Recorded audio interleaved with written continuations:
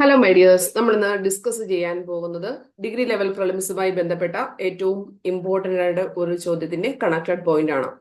ജൈവ വൈവിധ്യത്തെ കുറിച്ചുള്ള കൺവെൻഷനെ കുറിച്ചുള്ള താഴെ പറയുന്ന പ്രസ്താവനകൾ പരിഗണിക്കാം. അപ്പൊ നിങ്ങൾക്ക് ഒന്നും അറിയത്തില്ലെങ്കിലും അത്യാവശ്യം ഇങ്ങനെയുള്ള ക്വസ്റ്റ്യൻ പേപ്പർ എടുത്തിട്ട് അതിന്റെ പോയിന്റ്സ് നിങ്ങൾ കറക്റ്റ് ആയിട്ട് പഠിച്ചു വെക്കണം. എന്നാൽ മാത്രമേ നമ്മൾ ഇനിയും അടുത്ത പരീക്ഷകൾക്ക് ആ ചോദ്യങ്ങൾ റിപ്പീറ്റ് ചെയ്യുവാണെങ്കിൽ നമ്മുടെ മാർക്ക് അല്ലെങ്കിൽ നഷ്ടപ്പെട്ടു പോകും. ആ ഒരു ഓർമ്മ നിങ്ങൾ പഠിക്കുന്ന സമയത്ത് വേണം. വെറുതെ അങ്ങ് ഉഴപ്പി വിടരുത്. കൃത്യമായിട്ട് ക്വസ്റ്റ്യനും ആൻസറും എങ്കിലും പഠിച്ചു വെച്ചിരിക്കണം. ജൈവ വൈവിധ്യത്തെ കുറിച്ചുള്ള കൺവെൻഷനെ കുറിച്ച് താഴെ പറയുന്ന പ്രസ്താവനകൾ പരിഗണിക്കുക. ജൈവ വൈവിധ്യത്തിന്റെ സംരക്ഷണത്തിനും സുസ്ഥിര ഉപയോഗത്തിനുമുള്ള പ്രധാനപ്പെട്ട അന്താരാഷ്ട്ര ഉടമ്പടിയാണ്. ദേശീയ തലത്തിലുള്ള പ്രവർത്തനത്തിലൂടെയാണ് ഇത് പ്രാഥമികമായി നടപ്പിലാക്കുന്നത്. ദേശീയ ജൈവ വൈവിധ്യ തന്ത്രങ്ങളും പ്രവർത്തന പദ്ധതികളും ദേശീയ തലത്തിൽ കൺവെൻഷൻ നടപ്പാക്കുന്നതിനുള്ള പ്രധാനപ്പെട്ട ഉപകരണങ്ങളാണ്. ദേശീയ ജൈവ വൈവിധ്യ തന്ത്രം തയ്യാറാക്കാനും ഈ തന്ത്രം ജൈവ വൈവിധ്യത്തിൽ പോസിറ്റീവ് നെഗറ്റീവ് സ്വാധീനം ചെലുത്താൻ കഴിയുന്ന മേഖലകളുടെ ആസൂത്രണത്തിലേക്ക് ഈ തന്ത്രത്തെ മുഖ്യധാരയാക്കാനും രാജ്യങ്ങൾ ആവശ്യപ്പെടുന്നുണ്ട്. അപ്പം ജൈവ വൈവിധ്യ കൺവെൻഷനെ കുറിച്ച് ഈ പറയുന്നവയിൽ ഏതൊക്കെയാണ് ശരി എന്നാണ് ചോദിച്ചിരിക്കുന്നത്. അപ്പൊ നിങ്ങൾ എന്ത് ചെയ്യണം? ഈ പറഞ്ഞിരിക്കുന്ന 4 പോയിന്റും കൃത്യമായിട്ട് പഠിക്കണം. ഒന്നാമത്തെ പോയിന്റ് എന്താണ്?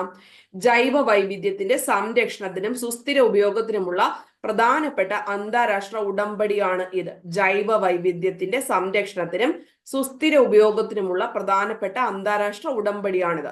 ദേശീയ തലത്തിലുള്ള പ്രവർത്തനത്തിലൂടെയാണ് ഇത് പ്രാഥമികമായി നടപ്പിലാക്കുന്നത്. ദേശീയ തലത്തിലുള്ള പ്രവർത്തനമാണ് ഈ പറഞ്ഞിരിക്കുന്ന കൺവെൻഷനുമായി ബന്ധപ്പെട്ടിരിക്കുന്നത്. അന്താരാഷ്ട്ര ഉടമ്പടിയാണെന്ന് ഫസ്റ്റിൽ പറഞ്ഞിട്ടുണ്ട്. ഇനി ഇത് എങ്ങനെയാണ് നടപ്പിലാക്കുന്നത്? ദേശീയ തലത്തിലൂടെയാണ്. ദേശീയ ജൈവ വൈവിധ്യ തന്ത്രങ്ങളും പ്രവർത്തന പദ്ധതികളും ദേശീയ തലത്തിൽ കൺവെൻഷൻ നടപ്പിലാക്കുന്ന പ്രധാനപ്പെട്ട ഉപകരണങ്ങളാണ്. ദേശീയ ജൈവ വൈവിധ്യ തന്ത്രം തയ്യാറാക്കാനും ഈ തന്ത്രം ജൈവ വൈവിധ്യത്തില് പോസിറ്റീവ് അല്ലെങ്കിൽ നെഗറ്റീവ് ആയിട്ടുള്ള സ്വാധീനം ചെലുത്താൻ കഴിയുന്ന മേഖലകളുടെ ആസൂത്രണത്തിലേക്ക് ഈ തന്ത്രത്തെ മുഖ്യധാരയാക്കാനും രാജ്യങ്ങൾ ആവശ്യപ്പെടുന്നുണ്ട്. ഓക്കെ, അപ്പൊ നമുക്ക് ഡീറ്റെയിൽ ആയിട്ട് ഒന്നുകൂടെ നോക്കിയിട്ട് വരാം. ഇപ്പൊ അന്താരാഷ്ട്ര ജൈവ വൈവിധ്യ വർഷമായിട്ട് ആചരിച്ചത് ഏത് വർഷമാണ്? 2010 അന്താരാഷ്ട്ര ജൈവ വൈവിധ്യ വർഷമായിട്ട്. 92 റിയോ ഡി ജനീറോയിൽ നടന്ന ഭൗമ ഉച്ചകോടിയിൽ ഒപ്പുവെക്കാനായി തുറന്ന ബഹുമുഖ ഉടമ്പടിയാണ് ജൈവ വൈവിധ്യ കൺവെൻഷൻ എന്ന് അനൗപചാരികമായി അറിയപ്പെടുന്ന ജൈവ വൈവിധ്യത്തെ കുറിച്ചുള്ള ഐക്യരാഷ്ട്ര കൺവെൻഷൻ. അപ്പൊ ഇവിടെ വെച്ചിട്ടാണ് ഈ പറഞ്ഞിരിക്കുന്ന ജൈവ വൈവിധ്യ കൺവെൻഷൻ സ്റ്റാർട്ട് ചെയ്തത്? 92 റിയോ ഡി ജനീറോയിലാണ്. റിയോ ഡി ജനീറോയിൽ 92 സുസ്ഥിര വികസനം സംബന്ധിച്ച് ഒരു പ്രധാനപ്പെട്ട രേഖയാണ് ഇത്. ഇപ്പൊ സുസ്ഥിര വികസനവുമായി ബന്ധപ്പെട്ട പ്രധാനപ്പെട്ട രേഖയാണ് ഇത്. ആരുടെ അണ്ടറിലാണ് ഇത് വരുന്നത് എന്ന് ചോദിച്ചു കഴിഞ്ഞാൽ UNEPയുടെ അണ്ടറിലാണ് ഇത് വരുന്നത് എന്ന കാര്യം കൃത്യമായിട്ട് പഠിച്ചു വെക്കണം. ഒന്നുകൂടെ പറയാം. 2010 അന്താരാഷ്ട്ര ജൈവ വൈവിധ്യ വർഷമായിട്ട് ആചരിക്കുന്നത്. 92 റിയോ ഡി ജനീറോയിൽ നടന്ന ഭൗമ ഉച്ചകോടിയിലാണ് ജൈവ വൈവിധ്യ കൺവെൻഷൻ എന്ന പേരിൽ അൺഒഫീഷ്യൽ ആയിട്ട് ഇത് അറിയപ്പെടുന്നത്. ഏത് പ്രോഗ്രാമിന്റെ അണ്ടറിലാണ്? UNEPയുടെ അണ്ടറിലാണ് ഈ സംഭവം വരുന്നത്. ഇതിന്റെ എത്ര രാജ്യങ്ങൾ ഈ സംഭവവുമായി ബന്ധപ്പെട്ടുണ്ട്? 196 രാജ്യങ്ങൾ ആണ്. 196 രാജ്യങ്ങൾ. ഇന്ത്യയും കൺവെൻഷനിൽ അംഗമാണോ എന്ന് ചോദിച്ചു കഴിഞ്ഞാൽ അംഗമാണ്. ഏത് വർഷമാണ് ഇന്ത്യ അംഗീകരിച്ചത്? 94 ഇന്ത്യ ഈ ജൈവ വൈവിധ്യ കൺവെൻഷൻ അംഗീകരിച്ചു. 94. കൺവെൻഷന്റെ വ്യവസ്ഥകൾ പ്രാബല്യത്തിൽ വരുത്തുന്നതിനായിട്ട് നമ്മൾ ജൈവ വൈവിധ്യ നിയമം, ഇത് കുറെ പ്രാവശ്യം പരീക്ഷയ്ക്ക് നോർമൽ എക്സാംസിന് വന്നിട്ടുണ്ട്. 2002 ഇത് നിലവിൽ വന്നിരിക്കുന്നത്. ഇപ്പൊ കൺവെൻഷന്റെ വ്യവസ്ഥകൾ പ്രാബല്യത്തിൽ വരുത്തുന്നതിനായിട്ട് ജൈവ വൈവിധ്യ നിയമം 2002. അപ്പം അന്താരാഷ്ട്ര ജൈവ വൈവിധ്യ ദിനമായിട്ട് ആചരിച്ചു 2010. ഇന്ത്യ ഏത് വർഷമാണ് ജൈവ വൈവിധ്യ നിയമം വന്നത്? ആ ഒരു ലോ വന്നത് 2002. ഈ പറഞ്ഞിരിക്കുന്ന ഇന്ത്യ ഏത് വർഷം അംഗീകരിച്ചു? 94 അംഗീകരിച്ചു. എത്ര രാജ്യങ്ങൾ കക്ഷികളുണ്ട്? 196 രാജ്യങ്ങൾ. നിയമത്തിലെ വ്യവസ്ഥകൾ നടപ്പിലാക്കുന്നതിനായിട്ട് സർക്കാർ 2003 ദേശീയ ജൈവ വൈവിധ്യ അതോറിറ്റി സ്ഥാപിച്ചു. അപ്പൊ ദേശീയ ജൈവ വൈവിധ്യ അതോറിറ്റി സ്ഥാപിച്ച വർഷം 2003. നിയമം ചോദിച്ചാൽ ഏത് പറയണം? 2003. ദേശീയ ജൈവ വൈവിധ്യ അതോറിറ്റി രൂപീകരിച്ചു 2003. ഇതൊരു നിയമം അനുസരിച്ചിട്ടുള്ള ഒരു സ്റ്റാറ്റ്യൂട്ടറി ബോഡിയാണ് എന്നിട്ടാണ് പറയുന്നത്. കോൺഫറൻസ് ഓഫ് പാർട്ടീസ്, അതിനെയാണ് നമ്മൾ കോപ്പ്, COP ആണ് കൺവെൻഷന്റെ ഭരണസമിതി എന്ന് പറയുന്നത്. ഇതിന് കൺവെൻഷന്റെ ഭരണസമിതി കോൺഫറൻസ് ഓഫ് പാർട്ടീസ് ആണ്. കോൺഫറൻസ് ഓഫ് പാർട്ടീസ് അഥവാ COP ആണ് ഏതെന്ന് പറഞ്ഞിരിക്കുന്നത്, ഇതിന്റെ അഡ്മിനിസ്ട്രേറ്റീവ് വിങ് എന്ന് പറയുന്നത്. ഉടമ്പടി അംഗീകരിച്ച സർക്കാരുകൾ ഇതിൽ ഉൾപ്പെടുന്നുണ്ട്. കാനഡയിലെ മോൺട്രിയൽ ആണ് ഇതിന്റെ സെക്രട്ടറി. ഇപ്പൊ ഇതിന്റെ ഭരണം നടക്കുന്നത് എവിടെയാണ്? മോൺട്രിയലിലാണ് ഇതിന്റെ ഭരണം നടക്കുന്നത്, സെക്രട്ടേറിയറ്റ്. അതായത് ജൈവ വൈവിധ്യ കൺവെൻഷന്റെ സെക്രട്ടേറിയറ്റ് എവിടെയാണ്? Canada, Montreal. യുണൈറ്റഡ് നേഷൻസിന്റെ 2 അംഗരാജ്യങ്ങൾ മാത്രമാണ് ഇതിനകത്ത് കക്ഷിയല്ലാത്തത്. ആരൊക്കെയാണ്?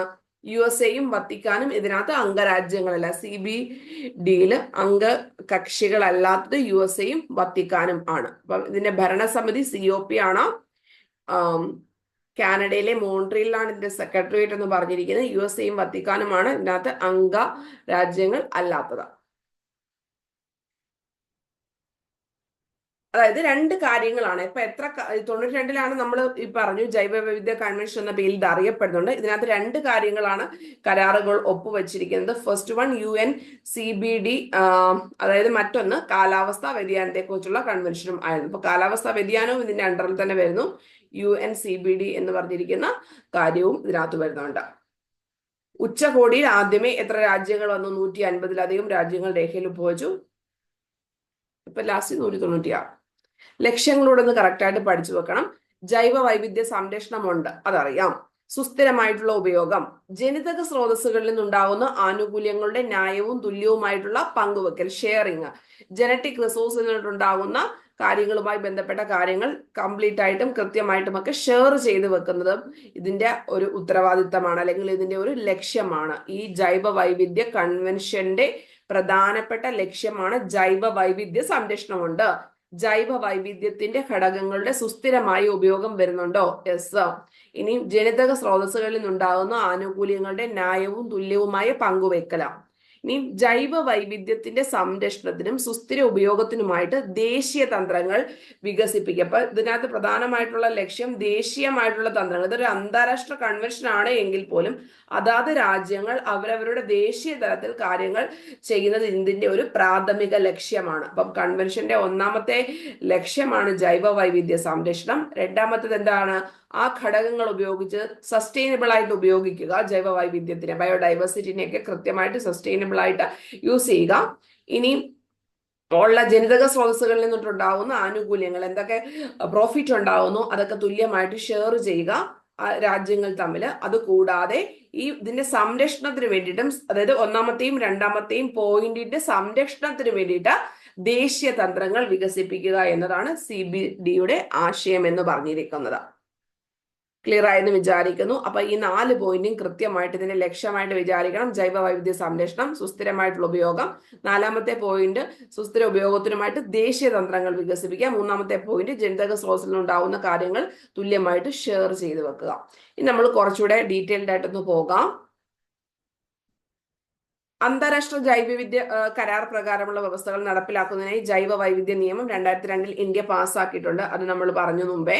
ജൈവ വൈവിധ്യ സംരക്ഷണം, ജൈവ വിഭവങ്ങളുടെ ഉപയോഗം, ലഭ്യമാകുന്ന ഈ പറഞ്ഞിരിക്കുന്ന കാര്യങ്ങളെല്ലാം നമ്മളിപ്പം പറഞ്ഞിട്ടുള്ളതാണ്. ജൈവ വൈവിധ്യ അതോറിറ്റി, അതായത് ദേശീയ ജൈവ വൈവിധ്യ അതോറിറ്റി, നാഷണൽ ബയോഡൈവേഴ്സിറ്റി അതോറിറ്റി, സംസ്ഥാന ജൈവ വൈവിധ്യ ബോർഡുകൾ, ജൈവ വൈവിധ്യ പരിപാലന സമിതികൾ എന്നിവ ഉൾപ്പെടുന്ന ഒരു ത്രിതല സംവിധാനമാണ്. അപ്പൊ ഈ ഒരു സംഭവം നമ്മൾക്ക് ഇതുവരെ ചോദിച്ചിട്ടില്ല. ഈ ഒരു സംഭവം നമുക്ക് ചോദിക്കാവുന്നതാണ്. ഇപ്പൊ ഇതിനകത്തൊന്ന് ദേശീയ ജൈവ വൈവിധ്യ അതോറിറ്റി ഇതിനകത്ത് പ്രാധാന്യമുണ്ടോ എന്നിട്ടൊരു ചോദ്യം വന്നിട്ടുണ്ടായിരുന്നു. യെസ്. ഇനി നമ്മൾക്ക് ഒരു ദേശീയ തലത്തിൽ ഈ ജൈവ വൈവിധ്യ സംഭവങ്ങൾ പ്രവർത്തിക്കുമ്പോൾ അത് സംസ്ഥാന തലത്തിൽ ഒരു ബോർഡായിട്ടും പിന്നെ ജൈവ വൈവിധ്യ പരിപാലന സമിതികളായിട്ടും BMC ആയിട്ടും കൺട്രോൾ ചെയ്യുന്നുണ്ട്. BMC ആയിട്ടും ഈ പറഞ്ഞിരിക്കുന്ന പരിപാലന സമിതികളും വരുന്നു. അപ്പൊ അങ്ങനെ ടോട്ടൽ ഈ ജൈവ വൈവിധ്യ നിയമം അനുസരിച്ചിട്ട് ഒരു ത്രിതല സംവിധാനമാണ്. ജൈവ വൈവിധ്യ നിയമം അനുസരിച്ച് ഇതെന്താണ്? ഒരു ത്രിതല നിയമമാണ്. ഫസ്റ്റ് വൺ എന്താണ്? ദേശീയ ജൈവ വൈവിധ്യ അതോറിറ്റി. സെക്കൻഡ് വൺ സംസ്ഥാന ജൈവ വൈവിധ്യ ബോർഡുകൾ. തേർഡ് വൺ ജൈവ വൈവിധ്യ പരിപാലന സമിതികൾ. ഇനി ജൈവ വൈവിധ്യ കരാറിലെ അംഗരാഷ്ട്രങ്ങൾ നിർബന്ധമായും ചെയ്യേണ്ട 2 ചുമതലകൾ ഉണ്ട്. ഫസ്റ്റ് വൺ ദേശീയ ജൈവ വൈവിധ്യ തന്ത്ര കർമ്മ പദ്ധതികളും വകുപ്പ് 6 പ്രകാരം തയ്യാറാക്കും. അപ്പൊ ഇത് ഏത് വകുപ്പ് പ്രകാരമാണ് എന്ന് നമ്മളോട് കണക്റ്റഡ് ആയിട്ട് ഒരു പോയിന്റ് ചോദിക്കാവുന്നതാണ്. 2 ചുമതലകൾ ആണ് ഈ ജൈവ വൈവിധ്യ കരാറിലെ അംഗരാഷ്ട്രങ്ങൾ മസ്റ്റായിട്ടും ചെയ്യേണ്ട ഡ്യൂട്ടീസ് എന്താണ്? ദേശീയ ജൈവ വൈവിധ്യ തന്ത്രങ്ങളും കർമ്മ പദ്ധതികളും ഏത് വകുപ്പ് പ്രകാരം? വകുപ്പ് 6 പ്രകാരം തയ്യാറാക്കുക. 26 പ്രകാരം എങ്ങനെ റിപ്പോർട്ട് നാഷണൽ ലെവലിൽ റിപ്പോർട്ട് തയ്യാറാക്കുക എന്നിട്ടുള്ളത് 26. അപ്പൊ 6ഉം 26ഉം കൃത്യമായിട്ട് ഓർത്ത് വെച്ചേക്കാം. 6ാമത്തെ വകുപ്പ് പ്രകാരം ആണ് ഈ പറഞ്ഞിരിക്കുന്ന കർമ്മ പദ്ധതികളും അതുമായി ബന്ധപ്പെട്ട ടെക്നിക്സും ആക്ഷൻ പ്ലാൻസും ഒക്കെ എടുക്കേണ്ടത് ഏത് പ്രകാരം? 6 പ്രകാരം. റിപ്പോർട്ട് തയ്യാറാക്കുന്നു 26 പ്രകാരം. അതും കൃത്യമായിട്ട് ഓർത്ത് വെച്ചിരിക്കണം. ദേശീയ തലത്തില് ഒരു 3 തലത്തിലാണ്. ത്രിതല സംവിധാനമാണ് ദേശീയ ജൈവ വൈവിധ്യ അതോറിറ്റി, സംസ്ഥാന ജൈവ വൈവിധ്യ ബോർഡുകൾ, ജൈവ വൈവിധ്യ പരിപാലന സമിതികൾ എന്നിവ ഉൾപ്പെടുന്ന ഒരു ത്രിതല സംവിധാനത്തിലൂടെയാണ് ജൈവ വൈവിധ്യ നിയമം നടപ്പിലാക്കുന്നത്. ഇനിയും 6ാം വകുപ്പ് എല്ലാ കക്ഷികളും സംരക്ഷണത്തിനും സ്ഥിര ഉപയോഗത്തിനുമായി ദേശീയ തന്ത്രങ്ങളും പദ്ധതികളും തയ്യാറാക്കണമെന്നും ഉണ്ട്. സംരക്ഷണവും ജൈവത്തിന് സ്ഥിര ഉപയോഗം അതൊക്കെ നമ്മൾ മുമ്പേ പറഞ്ഞ സംഭവം.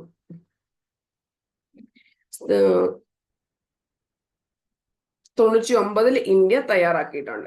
അംഗീകരിച്ചതിന്റെ ഭാഗമായി ജൈവ വൈവിധ്യ സംരക്ഷണത്തിനും സുസ്ഥിര ഉപയോഗത്തിനും നിലവിലുള്ള പോരായ്മകൾ പരിഹരിച്ചുകൊണ്ടുള്ള തുടർപ്രവർത്തനങ്ങൾക്കായി ഒരു ദേശീയ നയവും ബൃഹത്തായ പ്രവർത്തന തന്ത്രങ്ങളും കൂടിയാലോചനകളിലൂടെ 99 ഇന്ത്യ തയ്യാറാക്കിയിട്ടുണ്ട്.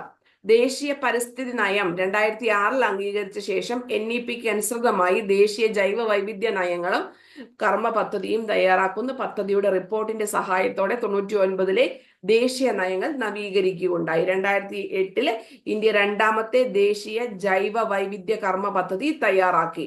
അപ്പം ഇന്ത്യ ആദ്യമായിട്ടൊരു ജൈവ വൈവിധ്യ പദ്ധതി തയ്യാറാക്കിയത് 99 ദെൻ അതിനുശേഷം 2008 അപ്പൊ 99 2008 ഇന്ത്യ പ്രധാനമായിട്ടും ഈ കാര്യങ്ങൾ വന്നിരിക്കുന്നത്. ഇതിനകത്ത് ഈ പറഞ്ഞിരിക്കുന്ന സംഭവം കൂടെ ജസ്റ്റ് ഒന്ന് ഓർത്ത് വെച്ചാൽ മതി. കണ്ടന്റ് എല്ലാം നമ്മളൊന്ന് ജസ്റ്റ് ഒന്ന് മനസ്സിലാക്കിച്ചാൽ മതി. ഇങ്ങനെയൊക്കെയുള്ള കാര്യങ്ങളാണോ അല്ലയോ എന്ന് ചോദിക്കുമ്പോൾ നമ്മൾ സ്വർണ്ണോ പറയത്തക്ക രീതിയിലേക്ക് പഠിച്ചാൽ മതി. ഓക്കെ. ദേശീയ പരിസ്ഥിതി നയം 2006 അംഗീകരിച്ചതിനു ശേഷം NEPക്ക് അനുസൃതമായി ദേശീയ ജൈവ വൈവിധ്യ നയങ്ങളും തയ്യാറാക്കുന്ന റിപ്പോർട്ടിന്റെ സഹായത്തോടെ 99 ദേശീയ നയങ്ങൾ നവീകരിച്ചു. ആ 99 നമ്മൾ ഈ പറഞ്ഞിരിക്കുന്ന 99 ആ ഒരു പദ്ധതി നവീകരിച്ച് പുതിയ 2ാമത്തെ ദേശീയ ജൈവ വൈവിധ്യ കർമ്മ പദ്ധതി ഇന്ത്യ തയ്യാറാക്കിയത് 2008. ഫസ്റ്റില് 99 അതിനെ നവീകരിച്ചു അക്കോർഡിംഗ് ടു ഈ പറഞ്ഞിരിക്കുന്ന 2006 ദേശീയ പരിസ്ഥിതി നയം അനുസരിച്ച് കുറച്ചുകൂടെ എഡിഷൻസ് ഒക്കെ ഉണ്ടായിട്ട് വീണ്ടും റിപ്പോർട്ട് പ്രസിദ്ധീകരിച്ചു 2008. അപ്പൊ റിപ്പോർട്ട് പ്രസിദ്ധീകരിക്കുന്നു ഏത് വകുപ്പ് പ്രകാരം ആണ്? 26ാമത്തെ വകുപ്പ് പ്രകാരം. ഇങ്ങനെയുള്ള തന്ത്രങ്ങളും ആക്ഷൻസും പണിയുന്നു ഏത് വകുപ്പ് പ്രകാരം? 6ാമത്തെ. 6 പ്രകാരം ഇവിടെ നമ്മൾ പറഞ്ഞു ഏതാണ്? കർമ്മ പദ്ധതികൾ. 26 പ്രകാരം റിപ്പോർട്ട് തയ്യാറാക്കുന്നു. ഇങ്ങനെ ഇന്ത്യ റിപ്പോർട്ട് തയ്യാറാക്കി 99 ആദ്യമായിട്ട്. ആ റിപ്പോർട്ടിനെ പരിഷ്കരിച്ചു 2008. ഏതിന്റെ പിൻബലത്തോടു കൂടിയിട്ട്? ഈ ദേശീയ പരിസ്ഥിതി നിയമം 2006 പിൻബലത്തോടു കൂടി എന്ന കാര്യവും കൃത്യമായിട്ട് തന്നെ പഠിച്ചു വെച്ചിരിക്കേണ്ടതാണ്. അപ്പൊ ഇത്രയും കാര്യങ്ങൾ മിനിമം ഇതിനകത്ത് പഠിച്ചു വെച്ചിരിക്കേണ്ടതാണ്.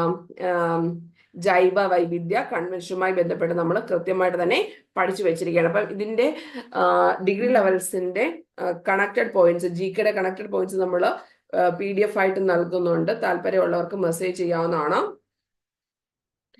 8078962109 എന്ന് പറഞ്ഞിരിക്കുന്ന നമ്പറിൽ മെസ്സേജ് ചെയ്താൽ മതി. 599 ആണ് പ്രൈസ്. 8078962109 എന്ന് പറഞ്ഞ നമ്പറിൽ മെസ്സേജ് ചെയ്യണം. ഡിഗ്രി ലെവൽസിന്റെ കണക്റ്റഡ് പോയിന്റ്സ്. അപ്പൊ ശരി, എല്ലാവർക്കും all the very best. Thank U.